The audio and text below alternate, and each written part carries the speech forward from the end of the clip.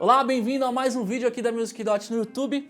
Esse daqui é o segundo vídeo da série sobre equipamentos para iniciantes. Nos dias de hoje é muito ampla a variedade de opções que a gente tem aí para quem está procurando seu primeiro ampli, seja as opções tecnológicas, seja as opções físicas.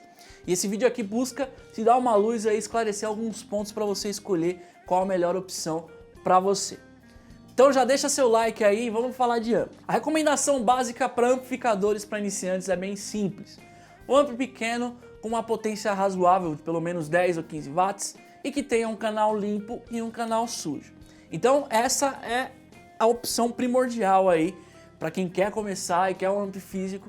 Seria o mais interessante você achar um ampli nessas características. Então amplis com essas características, amplis razoáveis aí, como Meteoro, SX e marcas compatíveis, você vai encontrar em torno de uns R$300, aí 250, até 400 aí, ampli novo, né? Então ampli de 15, 10 watts ali, que já atende legal você que está começando a estudar. Se você busca e tem uma grana para investir um pouco mais, e busca uns amplis um pouco mais conceituados, como os Fenders, Marshalls, Vox, enfim, você vai encontrar na faixa de uns R$700, R$800. Então, essa ideia de ampli físico aí é o primeiro ponto que você tem que seguir para começar os seus estudos depois de ter comprado sua guitarra. Uma segunda opção, com o avanço das tecnologias aí, né, a gente está no século das inovações tecnológicas, a gente tem hoje em dia a opção do software no computador, né, que é bem simples. Então você precisa ter um computador, obviamente, razoável, né, não vai me aparecer com Windows 95, pelo amor de Deus, e uma placa de áudio, né, para você fazer a ligação da sua guitarra com o seu computador. Tendo esses dois produtos físicos, digamos assim, né, e obviamente sua guitarra, você vai instalar um software aí para ter a sonoridade dos amplis que você quer. De repente você consegue até uma sonoridade de pedal, enfim. E aí o que acontece? A gente tem no mercado inúmeros mesmos programas que fazem esse ampli virtual, digamos assim, né?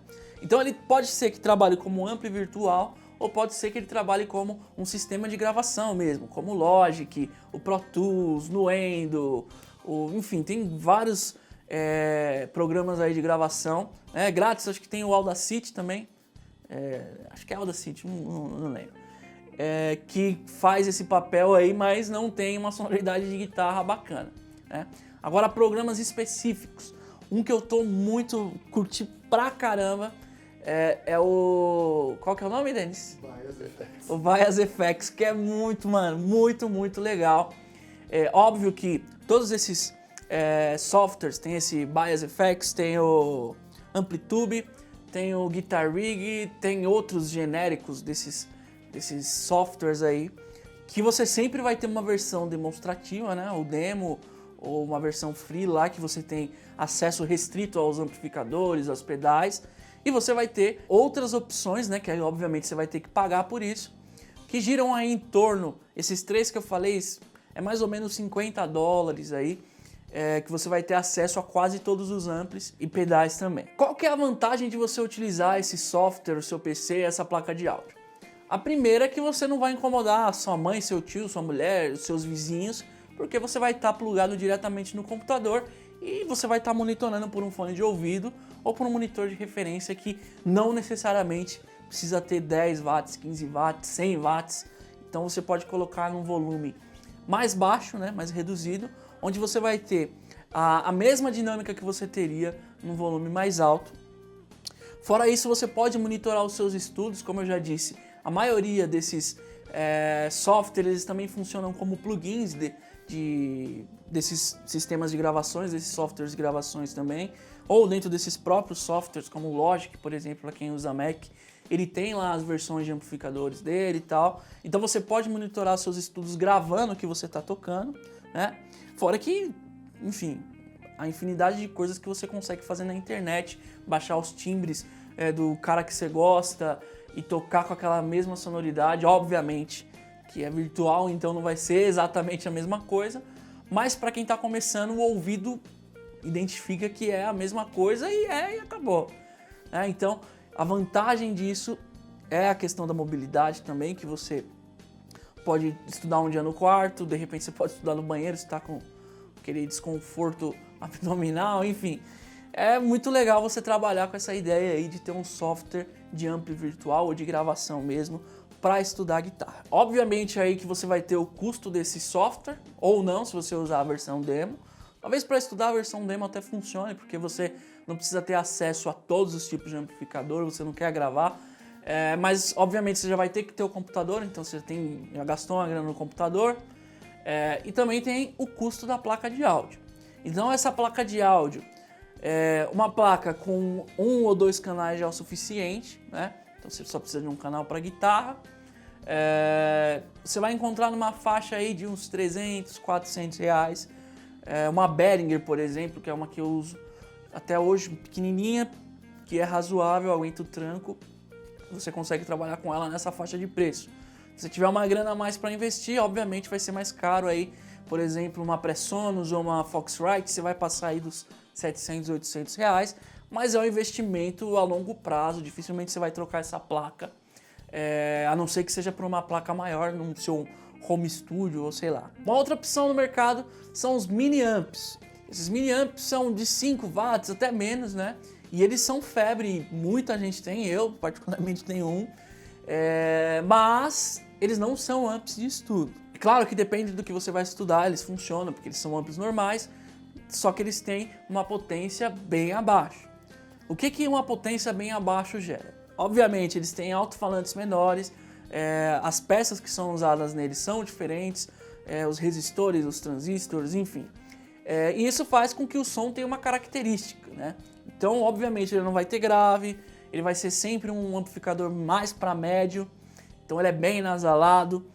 Provavelmente você não vai conseguir trabalhar com uma pedaleira ou com pedal, vai dar muita interferência em relação a... não interferência físico-motora da sonoridade, mas interferência que eu digo é no timbre mesmo do seu pedal, da sua guitarra. Então, eu particularmente não recomendo para quem está começando.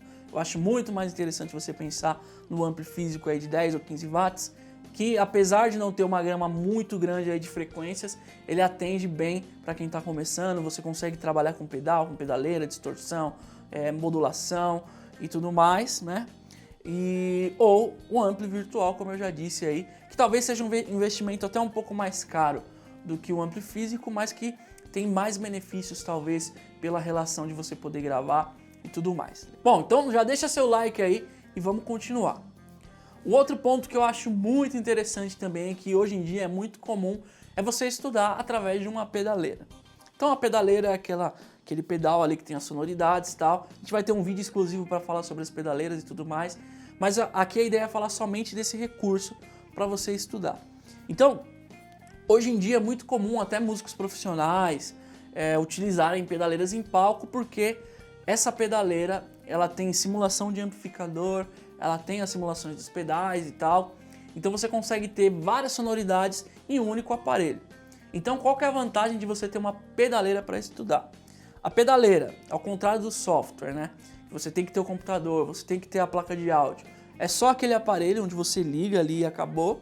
Você consegue, obviamente nas pedaleiras que tem saída para fone de ouvido, você consegue ligar um fone de ouvido e fazer essa mesma monitoração que você faria dentro do software, né? Só que na pedaleira. Então você não vai incomodar sua mãe, seu papagaio, seu vizinho, vai tocar tranquilo lá e vai ter a sonoridade que você está procurando ali de um amplificador, de uma distorção, enfim. E vai ter a questão de que você pode levar ela para o palco tranquilamente, sem medo de alguém, sei lá, derrubar o seu computador ou quebrar a sua placa de áudio. Então ele tem essa ideia de mais resistência física, digamos assim, né? Ou maior durabilidade para, enfim, vários cenários possíveis em que você vai estar tocando, que você vai tocar, ok? Então, a pedaleira. Qual é a pedaleira que você deve comprar aí para fazer essa monitoração? Qualquer uma que tenha saída de fone de ouvido. Então, a pedaleira tendo a saída de fone de ouvido, nesse primeiro caso aí, tratando ela como uma ferramenta para monitorar os seus estudos, para você tocar, qualquer pedaleira que tenha uma saída de fone de ouvido já serve. Então uma pedaleira nova aí você vai pagar entre uns 300, 400 reais, é uma pedaleira de entrada. Uma usada você vai achar por bem menos que isso. Enfim, tem várias possibilidades com a pedaleira E então é isso, escolha aí qual o melhor que se encaixa para você, dentro do seu bolso, dentro da sua condição, dentro da sua casa. Cara, não deixa aí de conhecer nossa plataforma, musicdot.com.br e até o nosso próximo vídeo.